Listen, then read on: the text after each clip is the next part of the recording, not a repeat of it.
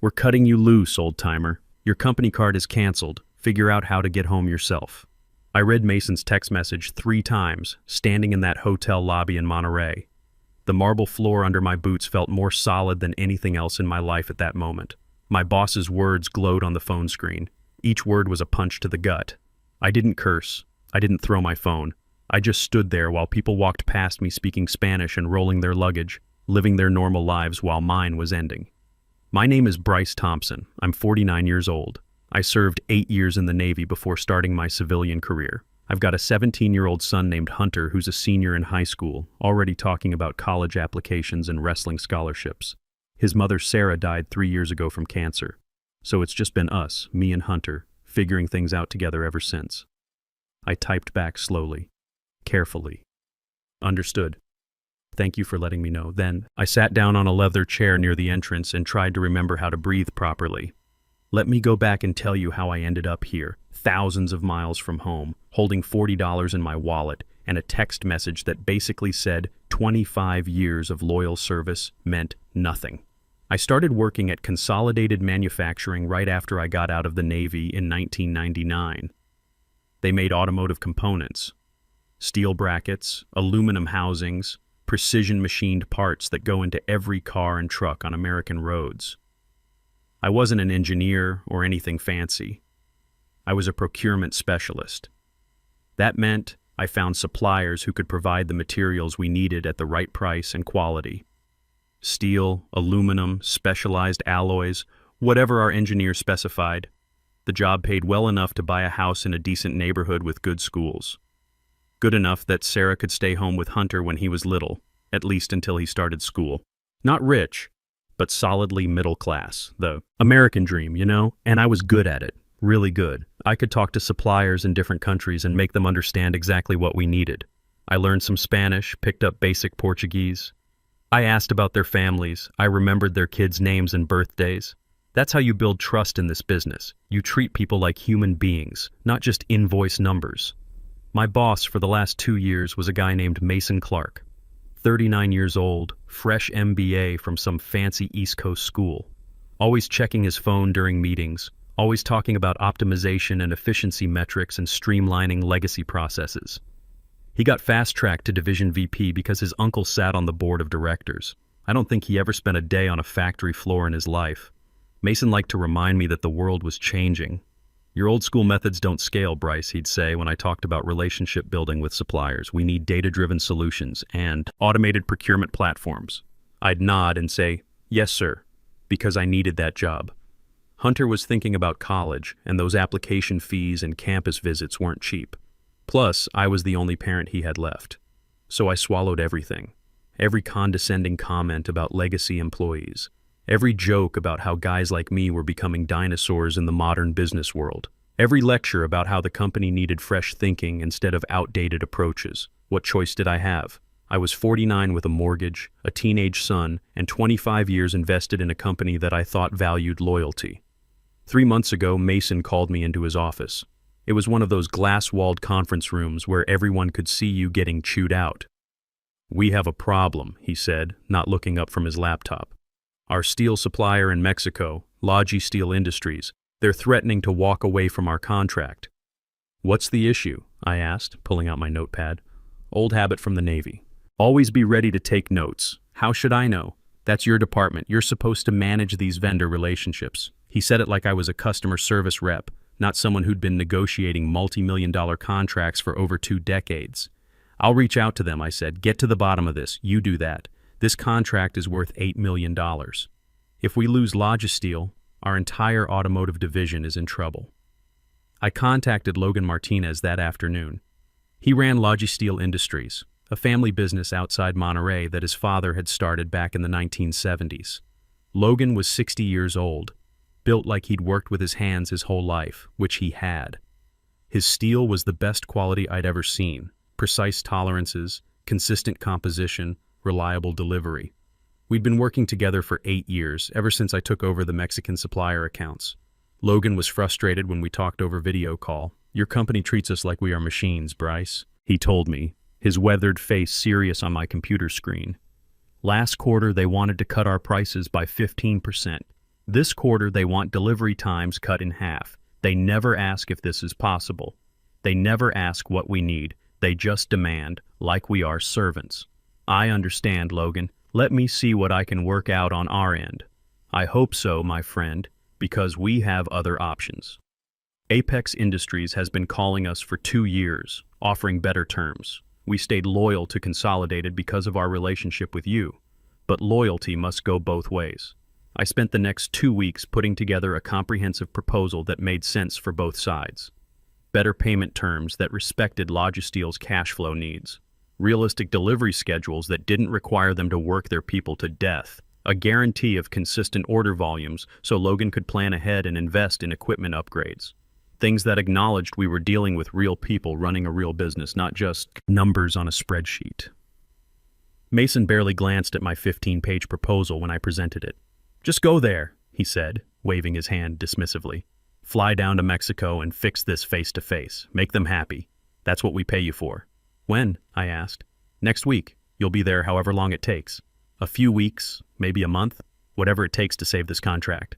My heart sank. That's a long time to be away from home. Hunter's got his senior year wrestling season starting, and he's waiting to hear back from colleges. "Doesn't your sister-in-law help out?" "Figure it out, Bryce. This is a critical contract. Our entire automotive division depends on it." Hunter wasn't happy about me leaving for Mexico. "Dad, you're going to miss my match against Central High," he said the night before I flew out. He was sitting on the couch, still in his wrestling practice gear, looking tired but determined. "Coach says college scouts might be there." I sat down next to him, feeling the weight of being the only parent he had left.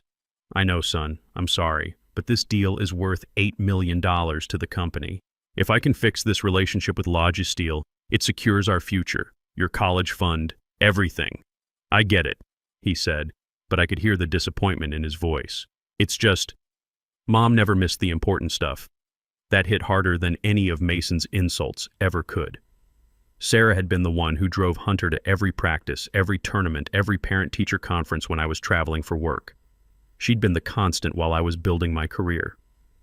"I'll make it up to you, I promise," I said, "and I'll be back before your 18th birthday next month." I didn't keep that promise. I arrived in Monterey on a Tuesday morning in late September. The city was hot and dusty, completely different from the Midwest manufacturing towns I was used to. The air smelled like exhaust and street food and possibility. I took a taxi to the hotel Mason's assistant had booked. A decent business hotel, nothing fancy but clean and professional. I met Logan at his facility the next day. Logisteel wasn't in the city center. I had to rent a car and drive about an hour southeast to reach it, through neighborhoods that gradually shifted from urban to industrial to something that felt more like rural Mexico. The building was older but well-maintained, with Logisteel Industries, established 1973, painted in faded letters on the side. Inside, workers were cutting and shaping steel with precision equipment that looked like it had been maintained with military attention to detail. The smell was sharp and metallic, familiar from my Navy days working on ship repairs in dry dock. Everything was clean, organized, purposeful. Logan Martinez was exactly like I'd pictured him during our video calls.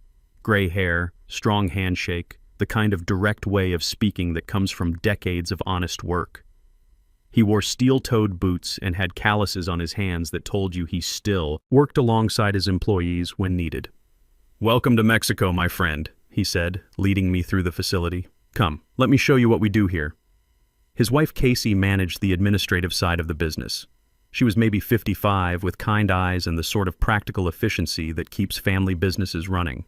She brought me coffee and homemade pastries while Logan and I talked in his office, which overlooked the main production floor. "Tell me what you need from us," Logan said, settling into his chair. "But first, tell me what we need from you." It was the first time in months anyone had asked me that question. What did we need from each other? "I need you to keep working with Consolidated," I said honestly. "But more than that, I need to understand what's not working for you. What's making you want to walk away from 8 years of partnership?" We talked for hours that first day, not just about prices and delivery schedules, but about respect. That word kept coming up. Respect. "Your boss," Logan said carefully, choosing his words like a man who'd learned diplomatic language the hard way. "He talks to us in emails like, we are nothing. Like our 50 years of combined experience means nothing. Like we should be grateful for whatever terms he decides to offer." I know, I said quietly. He talks to me the same way. Casey looked at me with something like sympathy. Then why do you stay? Because I have a son to provide for, I said. College applications, wrestling camps, all of it costs money, and I'm the only parent he has left. She nodded slowly. She understood what it meant to be responsible for family. Let me ask you something, Logan said. In the Navy, when you made a commitment to someone, what did that mean? It meant your word was your bond, I said automatically. Honor, commitment, loyalty. You stood by your people, and they stood by you. Exactly. That's how business should work too. But your company, they change terms whenever they want. They demand faster delivery, but won't pay for the equipment upgrades that would make it possible. They want lower prices but higher quality. It's not sustainable. Over the next 3 weeks, I built something real with Logan and his family. Not just a business relationship, but a genuine partnership built on mutual respect. We negotiated terms that worked for everyone. I explained what Consolidated's engineers actually needed. Not what Mason claimed they needed, but what the technical specifications really required. Logan explained what his operation could realistically deliver without cutting corners or burning out his workforce. We found middle ground that honored both sides. Better payment terms that respected Logisteel's cash flow. Realistic delivery schedules that didn't require 16-hour days. A commitment to consistent order volumes so Logan could plan investments and keep his people employed year-round. Then Logan started insisting on something unusual. I want you to be our single point of contact, he said, during our second week of negotiations. Not your boss, not anyone else, you. I'm not the decision maker, I said. I'm just the procurement specialist. Then we make you the decision maker for this relationship, Logan said firmly. Every contract modification goes through you. Every change must be approved by you personally. Otherwise, we don't work with Consolidated anymore. I didn't understand why at the time. I thought maybe he just preferred working with me over Mason's abrasive style. Later, I realized he saw something I didn't see yet. He saw that Mason was taking credit for my work, dismissing my expertise, and treating me like a disposable asset. Logan wanted to protect what we were building together by making it impossible for Consolidated to cut me out of the equation. Back home, Mason would message me at all hours. Where are we with the contract? When is it signed? What's taking so long? The board is asking questions. I'd explain that building trust takes time, that rushing would damage everything we'd worked to repair. He'd respond with messages like, I don't need excuses, I need results. We're paying for your vacation down there. Vacation. Like I wasn't working 12-hour days trying to save his division. Once, Mason insisted on joining one of my video calls with Logan. It was a complete disaster. Mason interrupted constantly, made jokes that didn't translate and weren't funny to begin with, and treated Logan like he was stupid for not speaking perfect English. He kept checking his phone during the call and asking when we could wrap this up. After Mason left the call, Logan was quiet for a long moment. Then he said to me, "That man has no respect for anyone but himself." "I'm sorry," I said. "He's under pressure from the board." "Don't apologize for him," Logan said firmly. "You are not him. You understand business. You understand people. He understands only numbers on a screen." Hunter's 18th birthday happened during my 4th week in Mexico. I'd promised to be home for it, but we were so close to finalizing everything that I couldn't leave. I sent him a new wrestling gear bag and a card, made a video call to wish him happy birthday, but I could see the disappointment in his face even through the grainy hotel internet connection. My sister-in-law Harper told me later that he just nodded when he opened the gifts, said thanks, but spent the rest of his birthday evening in his room. "He just wants his dad home, Bryce," she said during our private call. "These last 3 years since Sarah died, you're all he's got. He understands you have to work, but he misses you." "I know," I said, feeling like I was failing at the most important job I'd ever had. "Just a few more days. We're almost done here." Finally, after 5 weeks in Mexico, we had everything ready. A complete agreement that would bring Consolidated $8 million worth of high-grade steel over 2 years. Enough material to fulfill their major automotive contracts with Ford, GM, and Chrysler, plus have capacity for the new electric vehicle components they were developing. Logan's business would benefit with steady work and fair prices. Consolidated would benefit with reliable supply and quality that exceeded industry standards. Everyone would win. The contract language was bulletproof. I'd spent hours going over every clause with both Logan and Casey, making sure we understood exactly what we were committing to. The key provision was buried in Section 12, subsection C. All contract modifications, delivery schedule changes, and pricing adjustments must be approved in writing by Bryce Thompson, designated as primary relationship manager for this partnership. No other consolidated manufacturing employee is authorized to alter the terms of this agreement. Logan had insisted on that language, and now I understood why. He was protecting both of us from exactly the kind of corporate interference that had nearly destroyed this relationship in the first place.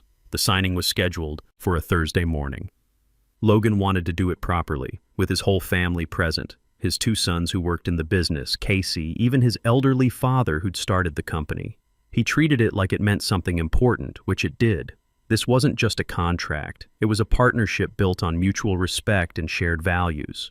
I was proud of what I'd built. Genuinely proud. For the first time in months, I felt like I'd accomplished something that mattered. Something bigger than just surviving Mason's constant criticism and corporate politics. That Wednesday evening, I was in the hotel lobby going over the final contract details one more time when my phone buzzed. I expected it to be Hunter, maybe calling to tell me about his latest wrestling practice or college interview.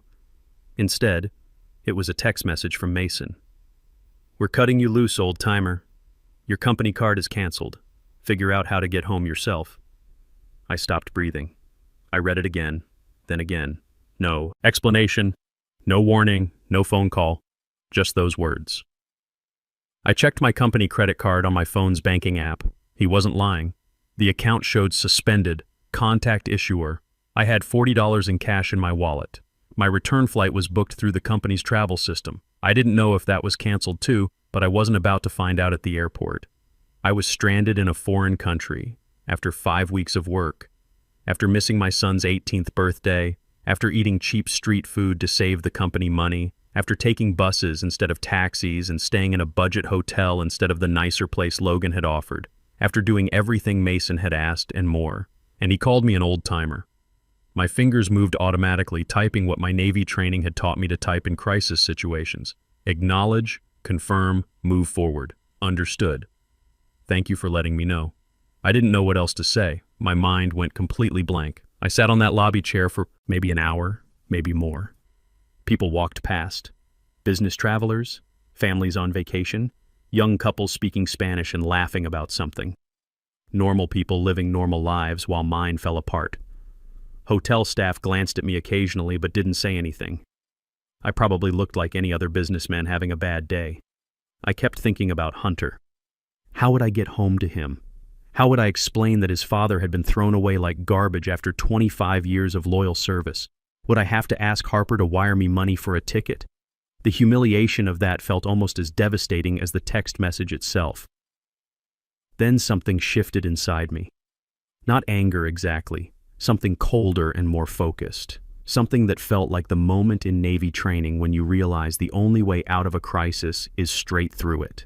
I looked at my briefcase. Inside was the unsigned contract, the one worth $8 million, the one that would save Mason's entire division, the one Logan refused to sign with anyone except me, a detail that was about to become very important. I stood up. I walked out of that hotel lobby. I found my rental car in the parking garage and drove back to Logisteel one last time. It was dark by the time I reached the facility. The main building was mostly empty, but I could see lights on in the administrative offices. Logan and Casey were still there, finishing up paperwork for the next day's signing ceremony. They looked surprised when I walked in. "Bryce," Logan said, rising from his desk. "Is everything all right? You look upset." "They fired me," I said. The words came out flat, matter of fact. "My boss sent a text message this evening. Said they're cutting me loose. He canceled my company credit card, told me to find my own way home." Casey's hand went to her mouth. Logan's face went hard in a way I'd never seen before. "After everything," he said quietly. "After 5 weeks. After you worked so hard to build something good." "Yes. How much money do you have?" Casey asked, her voice gentle but practical. $40 cash. "That's it. Where will you stay tonight? The hotel. I have enough for maybe one more night. Then I'll figure something out. Logan exchanged one of those looks with his wife that married couples use to have entire conversations without speaking. Then he turned back to me. The signing tomorrow, he said. What do you want to do about it? That was when I realized something crucial. Logan wasn't asking whether the signing would happen. He was asking what I wanted to happen. He was giving me a choice. What do you mean? I asked. This contract, he said, gesturing to the papers on his desk. It's written with your name as the primary contact and approval authority. Consolidated must deal with you personally to get our steel. That language was very specific, very intentional. The weight of what he was saying hit me slowly. The contract wasn't just about me being a liaison. It was legally binding language that made me the required point of contact for the entire partnership. Without me, there was no deal. But I don't work there anymore, I said. Exactly, Logan said, and for the first time that evening he smiled. It wasn't a happy smile. It was something sharper, more purposeful. So why would I sign with them? They'll send someone else, I said automatically. They'll try to renegotiate.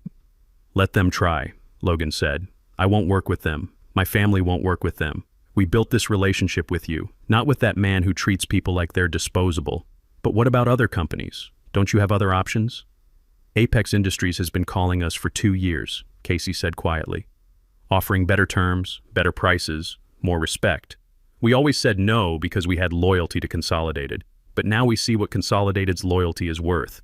You'd really walk away from $8 million? I asked. The money isn't walking away, Logan said firmly. It's just walking to someone who deserves it. Someone who treats people the right way. I felt something loosening in my chest. Something that had been wound tight for so long I'd forgotten what it felt like to breathe normally. There's something else, Logan continued.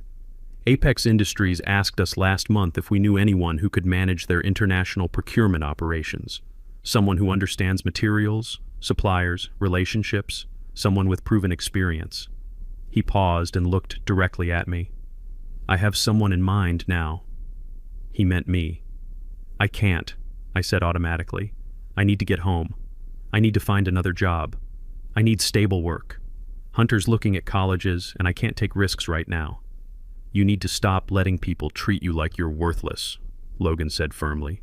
This man throws you away like garbage after you built something valuable for his company. And you want to rush home and find another person who will do the same thing to you?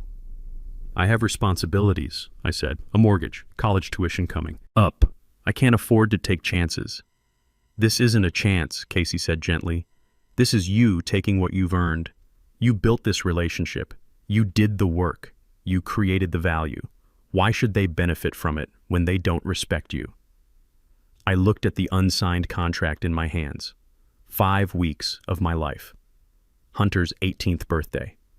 All those conversations, all those negotiations, all that trust I'd built with Logan's family, and Mason had called me an old-timer and left me stranded. What would I need to do? I asked quietly. Logan's expression softened. Tonight, nothing. Stay here. We have a guest room upstairs. Tomorrow morning I'll call Apex Industries. I'll tell them Consolidated is no longer an option. Then I'll call your old boss and tell him there will be no signing. He'll be furious. Good, Logan said simply. Let him be furious. I stayed in their guest room that night.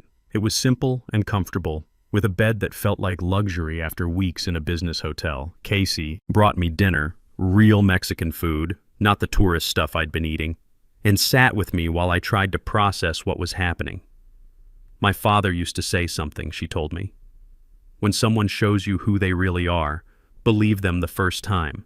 Your boss showed you who he is today. Don't give him a second chance to prove it.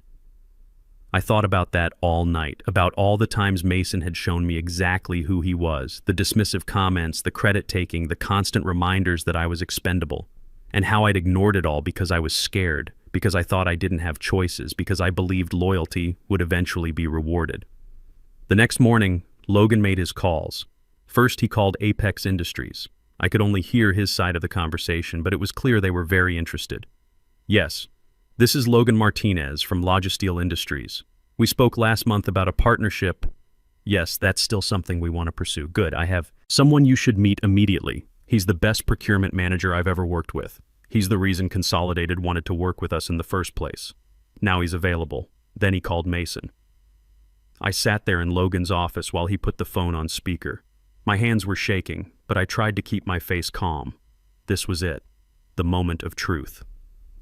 Mason answered on the second ring. Logan, finally. I've been trying to reach you since yesterday. Are we all set for this morning's signing? I've got the board breathing down my neck about this contract. No, Logan said calmly. We're not all set. Long silence. What do you mean? Mason's voice changed, got that tight, controlled tone I knew too well. I mean, there will be no signing today, no contract. Logisteel Industries will not be working with Consolidated Manufacturing. Is this about money? Because we can negotiate the pricing. I'm authorized to offer an additional 5% if that's what it takes. This is about respect, Logan said, something you don't understand. Now wait a minute, I don't know what Bryce told you, but he told me you fired him yesterday, Logan interrupted. After he spent 5 weeks here building something good. After he worked harder than anyone I've seen in 30 years of business. After he gave up time with his son to serve your company. You threw him away like he means nothing. That's an internal personnel matter, Mason said, his voice getting defensive. It has nothing to do with our business arrangement. It has everything to do with it, Logan said firmly. Bryce was our arrangement. We negotiated with him. We trust him. We built this partnership with him. The contract specifically requires his approval for all modifications. Without him, there is no contract. You can't do this. We have a verbal agreement. We have emails. I'll get our lawyers involved if I have to. Read your contract language, Logan said. Section 12, subsection C. All approvals must come through Bryce Thompson personally. Since you fired Bryce Thompson, you no longer have access to this partnership. This is insane. I'll send someone else. We can renegotiate. We're done negotiating, Logan said. We're going to work with Apex Industries instead. They've been asking us for 2 years. We said no because we were loyal to Consolidated, but Consolidated wasn't loyal to the person who made this partnership possible. Wait, don't hang up. We can work something out. Maybe I was hasty about Bryce. We could bring him back, give him a promotion. Too late, Logan said, and hung up. I just stared at him.